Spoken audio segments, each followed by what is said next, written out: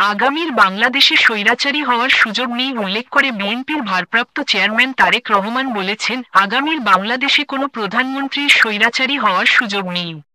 আর এজন্যই বিএনপি দ্বিকক্ষ বিশিষ্ট সংসদসহ ৩১ দফা সংস্কারের প্রস্তাব দিয়েছে।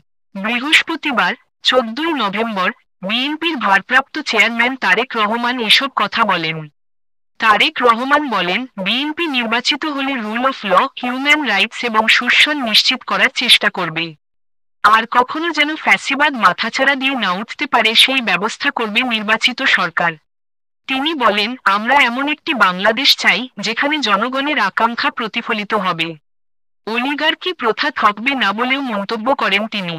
বিএনপির ভারপ্রাপ্ত চেয়ারম্যান বলেন, দ্বিকক্ষ বিশিষ্ট সংসদ এবং সর্বোচ্চ ২ মেয়াদে প্রধানমন্ত্রী সহ ৩১ দফা সংস্কার প্রস্তাব দিয়েছে বিএনপি, যেখানে কেউ জবাবদিহির ঊর্ধ্বে থাকবে না।